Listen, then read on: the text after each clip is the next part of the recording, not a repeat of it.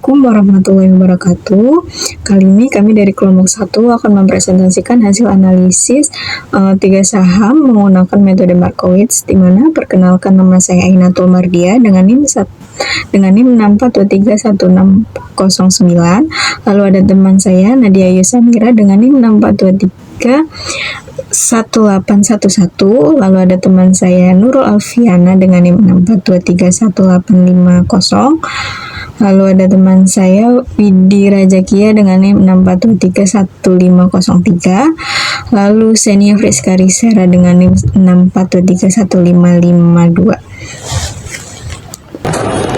Oke, yang pertama di sini ada latar belakang. Penelitian ini menganalisis pembentukan portofolio optimal dengan menerapkan model Markowitz atau mean variance model pada ketiga saham lintas sektor di Bursa Efek Indonesia. Ketiga emiten ini yang dipilih memiliki karakteristik bisnis yang berbeda signifikan. Yang pertama itu ada PT Indofood, CBP Sukses Maksa Tbk atau ICBP, ini di sektor konsumer. Yang kedua ada PT Medco Energi Internasional Tbk atau MEDC di sektor energi. Yang ketiga ada PT Aneka Tambang atau Antam di sektor pertambangan. Perbedaan karakteristik sektor yang ekstrem ini sengaja dikombinasikan untuk menghasilkan korelasi pergerakan harga yang rendah atau negatif, sehingga penentuan proporsi alokasi dana yang tepat dapat meminimalkan risiko investasi dan memantapkan efisiensi frontier demi mencapai kinerja portofolio yang optimal. Yang selanjutnya di sini ada tujuan penelitian. Yang pertama ada menghitung tingkat harga keuntungan, return, dan juga keuntungan yang diharapkan atau expected return. Yang kedua, menghitung resiko atau standar deviasi dari saham ICBP, Medco, dan juga Antam secara individu. Yang ketiga, menganalisis nilai covariance dan juga koefisien korelasi antar ketiga saham untuk membuktikan kekuatan efek diversifikasi lintas sektor. Yang keempat, menentukan proporsi atau bobot alokasi modal yang optimal pada saham ICBP, Medco, dan juga Antam menggunakan algoritma model Markowitz.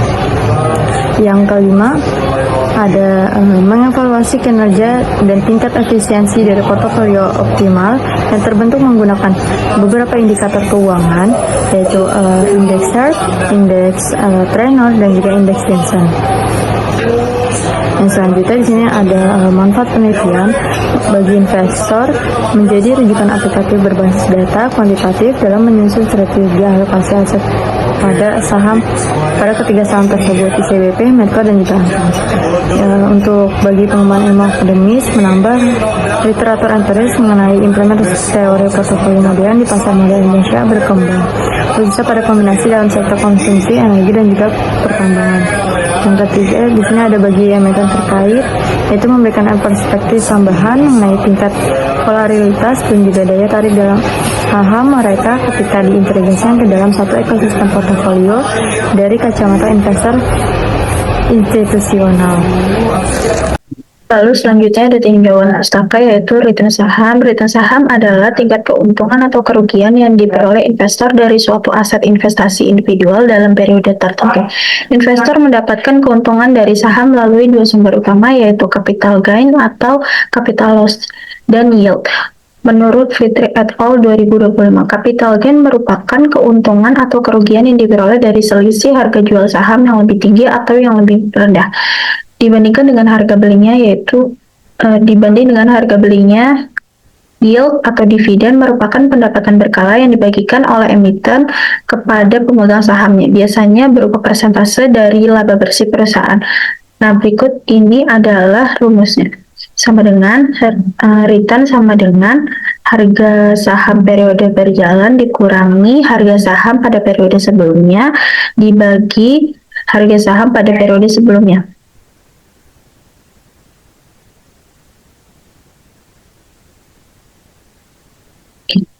Lalu selanjutnya ada return relatif. Return relatif adalah tingkat pengembalian investasi yang dinyatakan sebagai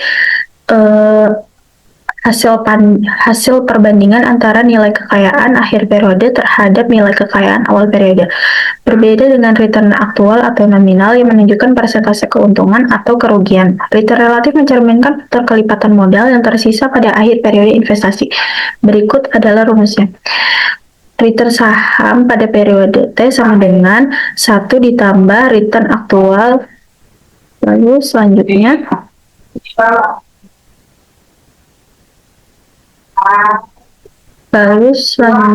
ada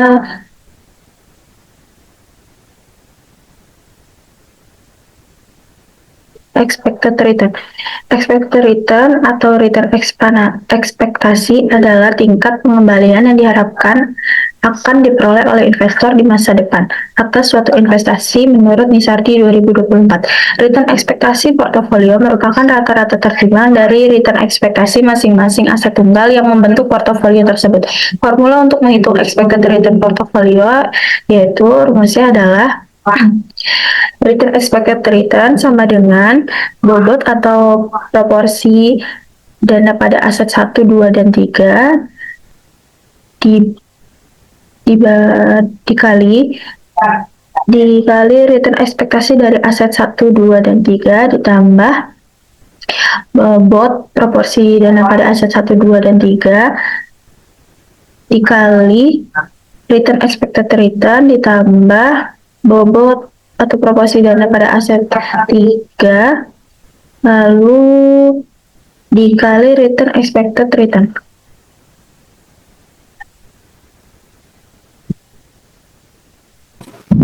Selanjutnya ada resiko portofolio, yaitu besarnya penyimpangan antar return aktual dengan return ekspektasi dari gabungan aset-aset dalam portofolio, di mana resiko portofolio ini tidak hanya dihitung dari rata-rata masing-masing aset, melainkan dipengaruhi oleh interaksi antar saham tersebut. Risiko ini menggunakan nilai varians atau deviasi standar portofolio. Untuk formula risiko portofolio ini menggunakan dua aset atau lebih didasarkan pada varian dan covariance. Untuk rumusnya yaitu bobot aset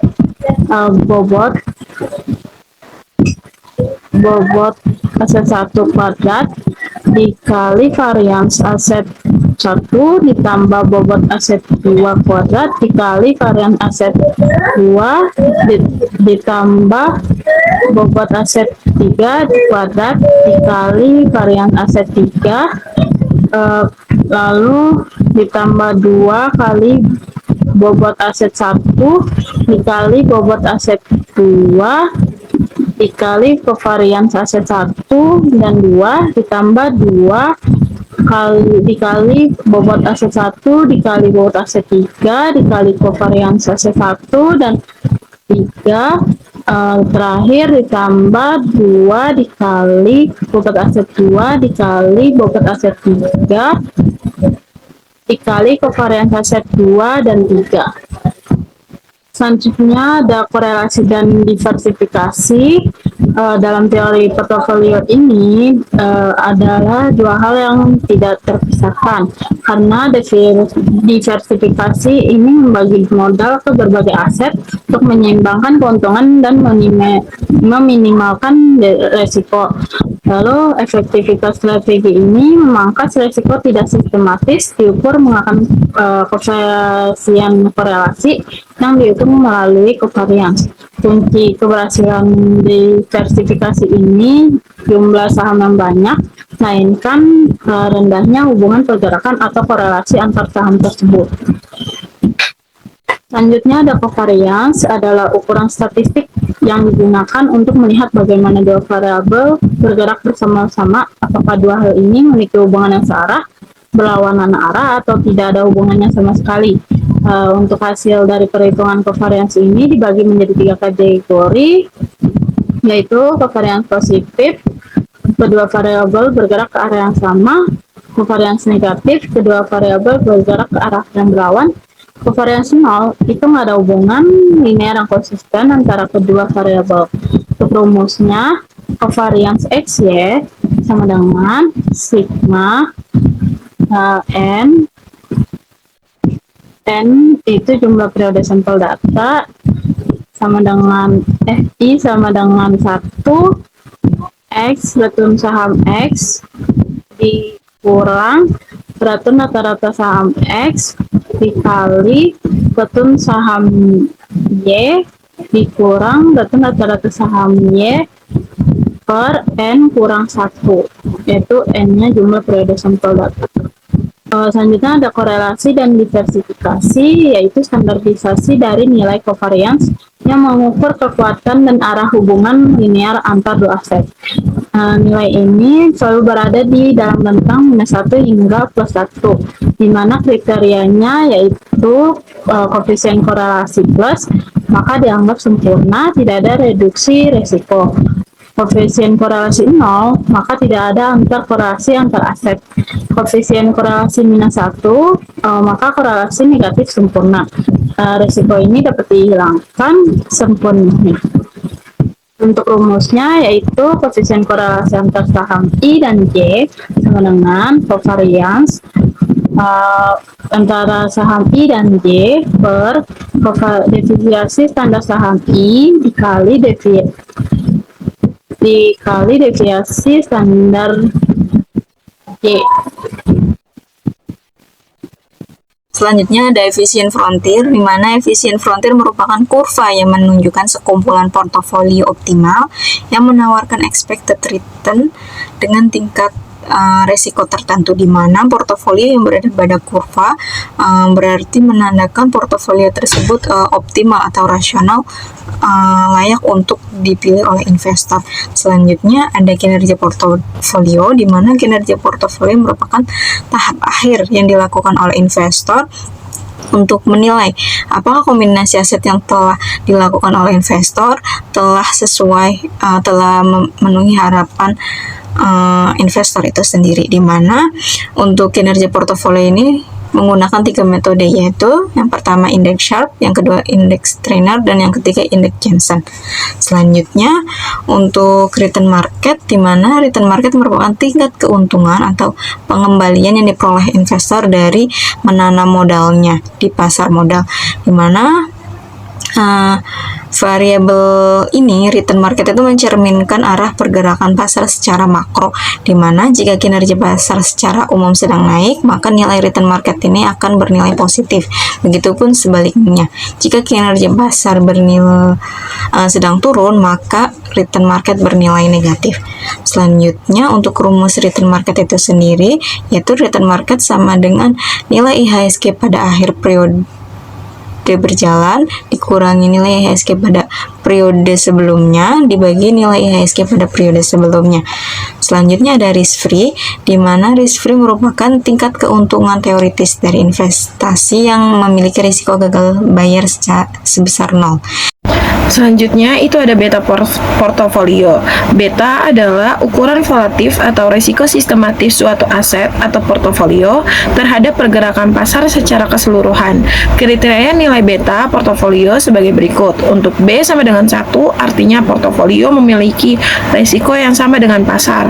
B kurang dari 1, artinya B lebih dari 1, artinya portofolio bersifat agresif, lebih volutif dari pasar. B kurang dari 1, artinya portofolio bersifat defensif, kurang volatif dibanding pasar. Nah, di sini juga ada rumus portofolio. Jadi cara membacanya itu untuk menghitung beta portofolio, rumusnya adalah sigma atau total penjumlahan dari I sama dengan 1 sampai N dari perkalian antara bobot porsi dana saham ke I dikalikan dengan beta individu saham ke I. Lalu ada Index Sharpe atau Referred to Visibility Ratio (RVAR) merupakan alat ukur kinerja portofolio berbasis risiko total deviasi standar yang memanfaatkan konsep garis pasar modal CML. Nah, di sini juga ada rumusnya dengan keterangannya itu kinerja portofolio Index Sharpe sama dengan return ekspektasi portofolio dikurang dengan risk free dibagi dengan deviasi standar portofolio. Selanjutnya itu ada Index Trainer. Index Trainer digunakan untuk mengukur efisiensi portofolio dengan membandingkan keuntungan terhadap resiko sistematis beta. Konsep dari Jack Trainer ini mengasumsikan resiko tidak sistematis telah hilang lewat diversifikasi sempurna. Dengan rumusnya itu adalah kinerja portofolio Index Trainer sama dengan sama dengan return ekspektasi portofolio dikurang risk free dibagi beta portofolio. Selanjutnya itu ada indeks Johnson, sering disebut Johnson Alpha, adalah metode evaluasi portofolio yang mengukur kelebihan return yang diperoleh portofolio di atas return yang diprediksi oleh model CAPM. Nah, di sini juga ada rumusnya. Indeks Johnson Alpha portofolio sama dengan return ekspektasi portofolio itu dikurang dalam kurung besar itu risk free ditambah beta portofolio dikali sama return ekspektasi pasar atau IHSG lalu dikurang sama risk free. Itu adalah rumus dari beta portofolio atau indeks Johnson ini, Johnson Alpha. Lalu di sini ada hasil dan pembahasan return saham berdasarkan data historis periode Januari 2025 sampai Desember 2025. Fluktuasi return bulanan dari indeks harga saham gabungan atau IHSG pada 3 saham sampel ICBP, MEDC, dan ANTM atau Antam menunjukkan pergerakan yang variatif. Nilai return tertinggi untuk masing-masing aset adalah yang pertama IHSG menunjukkan 0,080 pada periode Juli 2025, ICBP senilai 0,115 pada periode April 2025, MEDC 0,636 pada periode Januari 2025, lalu untuk Antam 0,433 pada periode Mei 2025.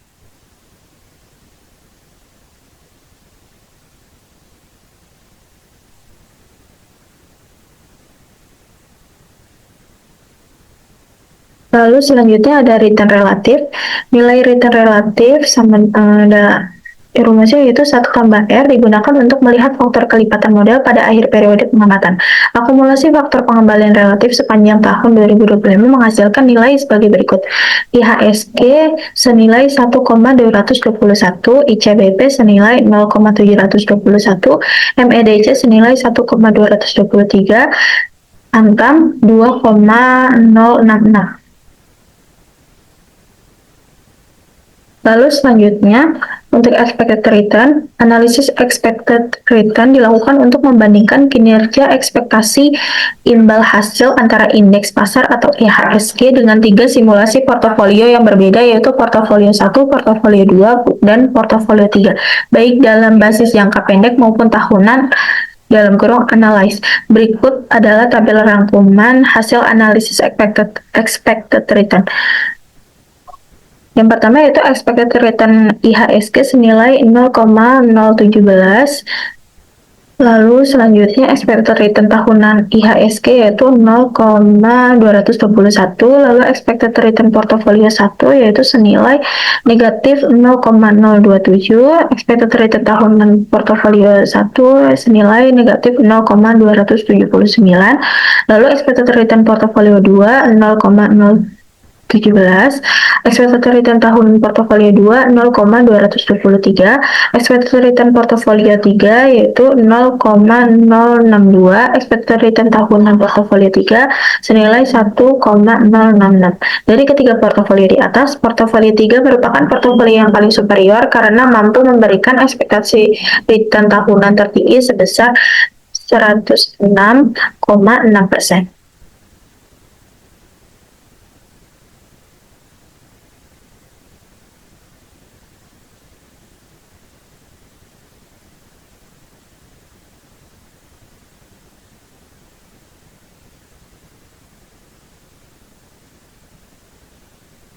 Oke, selanjutnya di sini ada resiko saham.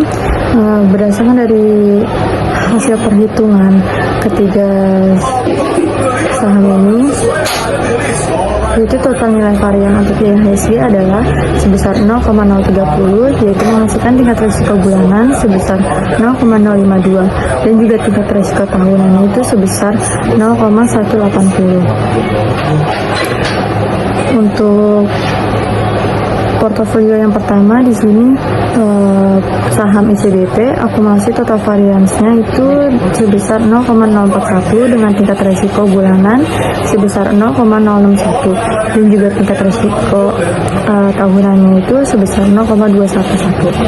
Dan untuk di portofolio kedua ini pada saham Medco ini fluktuasi yang tinggi menghasilkan total varians sebesar yaitu 0,661 sehingga tingkat resiko bulanannya berada di angka 0,245 dan juga tingkat resiko tahunannya ini mencapai 0,849. Dan sedangkan untuk di portofolio yang ketiga pada saham Antam tercatat memiliki total variance sebesar 0,283 yang menghasilkan tingkat resiko bulanan sebesar 0,160 dan juga tingkat resiko tahunan ini sebesar 0,556. Nah, yang selanjutnya korelasi dan juga diversifikasi itu di covariance dan juga korelasi. Di sini nilai covariance-nya menunjukkan bahwa saham ICBP dan juga Medco ini nilainya sebesar 0,06 dan juga ICBP Antam di 0,03 cenderung bergerak searah karena memiliki covariance yang positif. Sebaliknya, untuk pasangan Medco dan juga Antam memiliki covariance negatif yaitu sebesar minus 0,006 yang menandakan kecenderungan bergerak berlawanan arah. Dan dari sisi korelasi, hubungan antara saham ICBP dan juga Medco tergolong positif sedang, yaitu dengan nilai 0,449. Untuk saham ICBP dan juga Antam, pasangan ICBP juga Antam itu positif lemah dengan nilai 0,283. Sedangkan pasangan Medco Antam ini memiliki hubungan negatif lemah itu dengan nilai minus 0,170. Dengan begitu, pasangan saham Medco dan juga Antam memberikan manfaat diversifikasi yang lebih baik karena pergerakannya tidak searah. Selanjutnya ada Vision Frontier. Model market ini diterapkan melalui 5 skenario kombinasi bobot investasi pada saham ICBP, MADC, dan NPM. Menemukan kombinasi portofolio yang paling efisien, yaitu portofolio pertama saham ICBP dengan dominasi menghasilkan risiko 25,1% dan return 11,2%, sehingga menjadi portofolio dengan tingkat risiko serta keuntungan rendah. Untuk portofolio 2, itu peningkatan risikonya menjadi 28,0%, diikuti kenaikan return 31,6%. Portofolio ketiga menghasilkan risiko 31,6%, return 51,9%, menunjukkan peningkatan keuntungan yang cukup signifikan. Untuk portofolio 4 mencatat risiko sebesar 35,7% dengan return 72,3%, seiringnya bertambah proporsi saham AMTM dan MADC. Portofolio 5 ini memberikan risiko tertinggi sebesar 40,1%.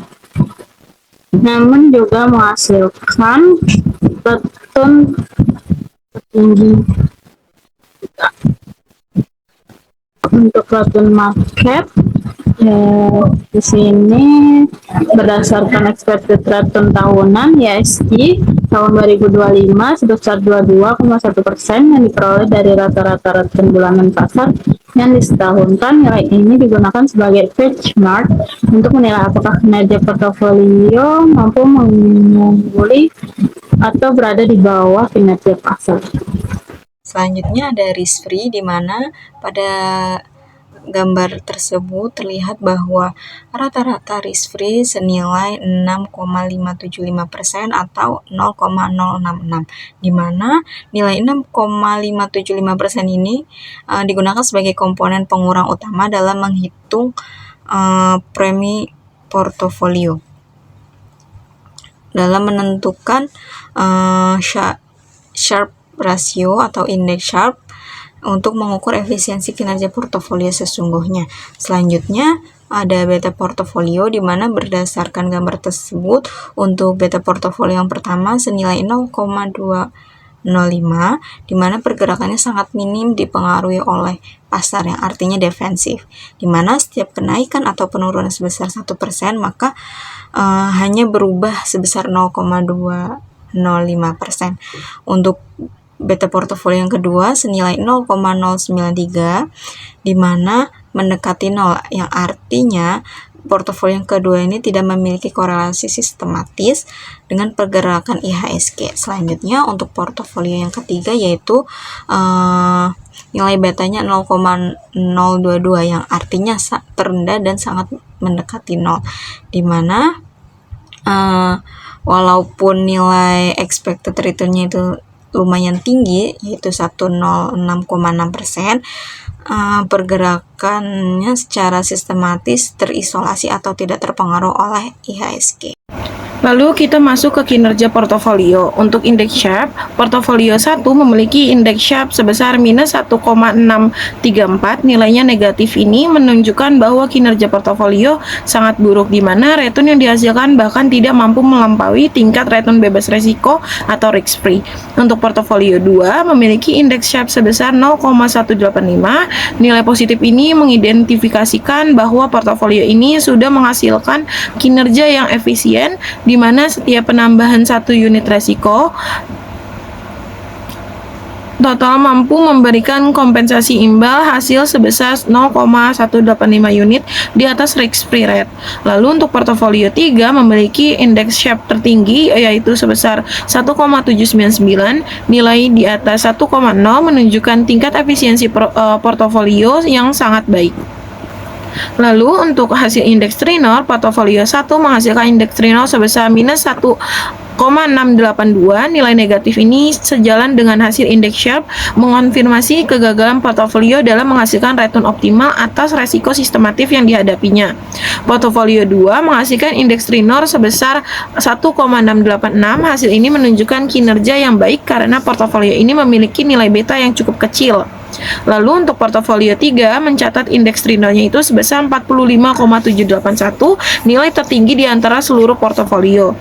Kinerja ini didukung oleh expected return yang sangat tinggi yaitu 106,6%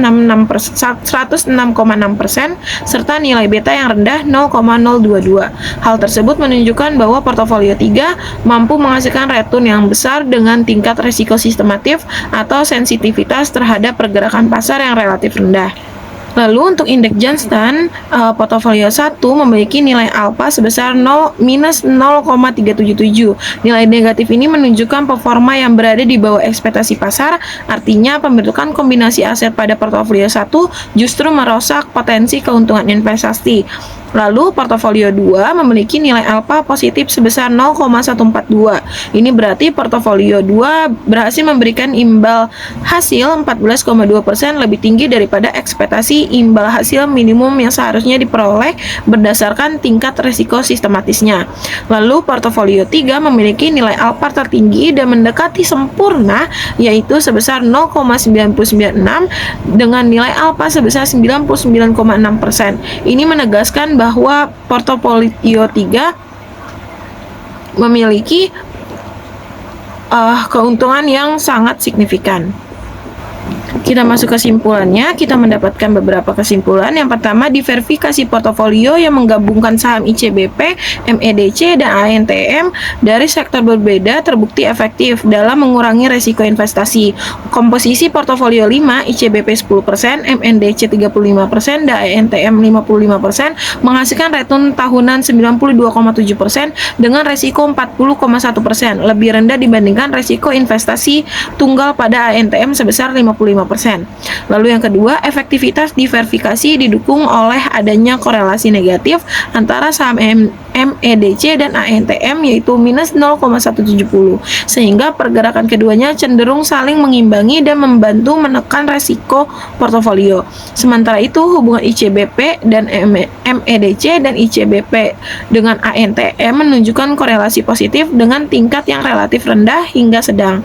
Lalu yang poin ketiga, tingkat pengembalian bebas resiko atau risk-free rate selama tahun 2025 diperoleh sebesar 6,575% yang digunakan sebagai dasar dalam pengukuran premi resiko dan evaluasi kinerja portofolio. Selanjutnya, itu ada hasil analisis resiko sistematif menunjukkan seluruh portofolio memiliki nilai beta di bawah 1 sehingga tergolong saham defensif dan relatif kurang sensitif terhadap perubahan pasar. Portofolio 3 memiliki beta paling rendah yaitu 0,022 yang menunjukkan pengaruh fluktuasi IHSG terhadap portofolio ini sangat kecil. Lalu yang terakhir, berdasarkan pengukuran kinerja menggunakan metode Sharpe, Trinor, dan Johnson, portofolio 3 merupakan portofolio terbaik karena mampu memberikan return tertinggi yaitu 106,6% dengan kinerja yang unggul dibandingkan pasar, yaitu IHSG-nya itu 22,1%. Sebaliknya, portofolio 1 menunjukkan performa paling rendah karena memperoleh nilai negatif pada seluruh indikator evaluasi. Sekian presentasi dari kelompok kami, kurang lebihnya mohon maaf. Wassalamualaikum warahmatullahi wabarakatuh.